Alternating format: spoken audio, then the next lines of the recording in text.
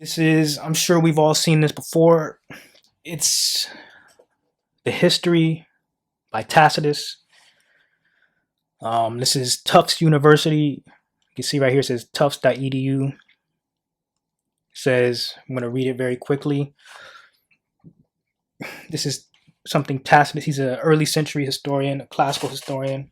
This is from the writings of Tacitus, complete works of Tacitus, He's an early century historian or a classical historian. He says, or he said, centuries and centuries ago, over 1,000 years ago, some say that the Jews were fugitives from the island of Crete, who settled on the nearest coast of Africa about the time when Saturn was driven from his throne by the power of Jupiter. Evidence of this is sought in the name. There is a famous mountain in Crete called Ida. The neighboring tribe, the Idae, came to be called Judei by a barbarous lengthening of the national name. Others assert that in the reign of Isis, the overflowing population of Egypt, led by Hieroselymus and Judas, discharged itself into the neighboring countries. Many again say that they, the Jews, were a race of Ethiopian origin, who in the time of King Cephas were driven by fear and hatred of their neighbors to seek a new dwelling place. Others described them as an Assyrian horde who, not having sufficient territory, took possession of part of Egypt and founded cities of their own in what is called the Hebrew country, lying on the borders of Syria. Others again assign a very distinguished origin to the Jews, alleging that they were the Ptolemy, a nation celebrated in the poems of Homer, who called the city which they founded Hierosolyma after their own name. So, one, Tacitus is saying that, people were claiming that the Jews were descendants of Ethiopians or were associated with Ethiopians. Before we move on, I want to show this real quick. This is the Met Museum, Africans in Ancient Greek Art. Tacitus was a Greek, I believe, either a Greek or a Roman. Right here, it says, all black Africans were known as Ethiopians to the ancient Greeks.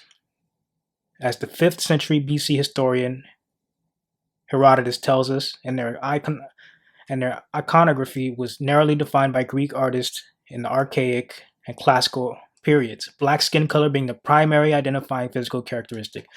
So I want to show this just to demonstrate and show that just because the word Ethiopian is used, it's not saying literal Ethiopians, in every source. You have to look at the context, especially as to when the source was written.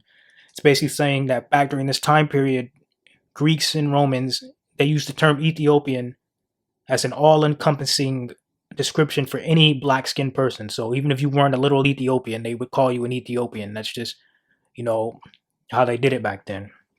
So let's continue. Next it says, others described them as an Assyrian horde who, not having sufficient territory, took possession of part of Egypt. When you get into the history of Assyria and the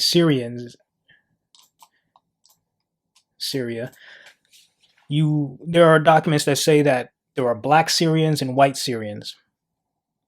Okay? Ancient Syrians. You can also look up images. Ancient Syrians were dark-skinned people. So that's two dark-skinned races of people he's connecting the Jews with. And last he says, others again assign a very distinguished origin to the Jews, alleging that they were the Ptolemy. The Ptolemy, when you look into them, they were also connected with, guess who? The Ethiopians. The next source we're going to look at real quick is Homer, Odyssey, translated by Ian Johnston, Vancouver Island University, Nanaimo, British Columbia, Canada, revised edition 2019. Okay, and we're going to type this in real quick. Skip down to this part. Now, this is the writings of Homer. He is implying that the Ptolemy were an Ethiopic population. We're going to read right now. He alludes to Neptune or Poseidon in this little passage that we're going to read. He's talking about Poseidon when we read this right here, the powerful earthshaker. But at that moment, the powerful earthshaker returning from the Ethiopians, he's talking about Poseidon or Neptune. That's the same Greek god, different names. Or he has one name that the Romans call him, one that the Greeks call him. The powerful earthshaker returning from the Ethiopians saw him from the distant mountaintops of the Ptolemy. Poseidon watched Odysseus sailing on the sea, and his spirit grew enraged. So he shook his head and spoke to his own heart. Something's wrong. The gods must have changed what they were planning for Odysseus while I've been far away from among the Ethiopians. So it says he was returning from the Ethiopians and he was on the distant mountaintops of the Ptolemy. So wherever this mountain of Ptolemy was, this is saying that there were Ethiopians there, black people. So Tacitus is saying that the Jews, some were saying that they were the Ptolemy. Well, we just saw the Ptolemy were also labeled as Ethiopians or black. Okay, and there's another, or they were known to be black, Ethiopian. This is another book. I know we kind of got off topic a little. We didn't, but we kind of did. We're going to jump back into it. This is Phoenicia by John Kendrick, 1855. We're on page 86.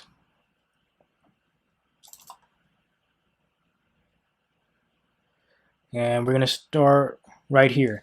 The epic poet Corylus, contemporary with Herodotus, describing the armies of Xerxes, said, "Behind these came a race of men wonderful to behold, speaking the Phoenician tongue. They dwelt on the Solomeian mountains, beside the broad lake, with squalid heads, shaven round and above. They were stripped off skins of horses' heads, hardened in the smoke." So he's saying the Ptolemy,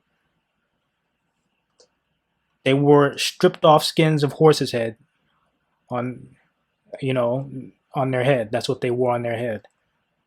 So very quickly, let's go to this next book.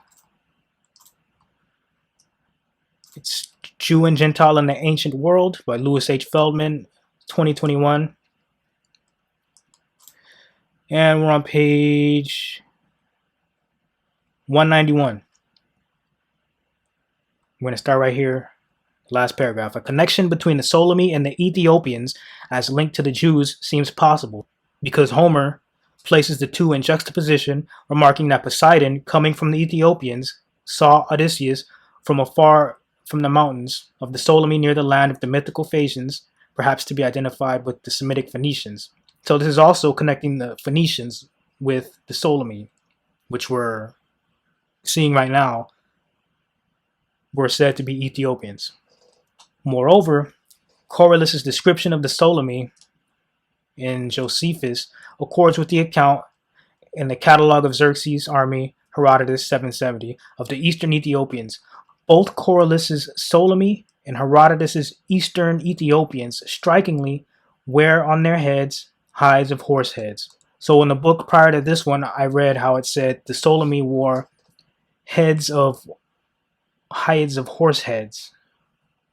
This is so tongue twisting. I'm so sorry. But it said that they wore, part of the horse on their head. And this is confirming that, saying that the Ptolemy did that and the Eastern Ethiopians did that. All of this is connecting and saying that, the Ptolemy were Ethiopians. They were black people. So Tacitus is pretty much naming a whole bunch of black people that the Jews were said to be connected to. So this is a good source to use, long story short. A lot of people who try to come against this, they say, oh, Tacitus didn't know what he was talking about. He was saying first that they were Ethiopians, then he says they're the Ptolemy. Well, when you dig into the research, the Ptolemy were said to be Ethiopians too. Black people, not literal Ethiopians as we know them in modern times. I showed that the term Ethiopian was used for all black people back then. So it's saying that the Jews were black. Okay, Tacitus knew what he was talking about. He wasn't crazy.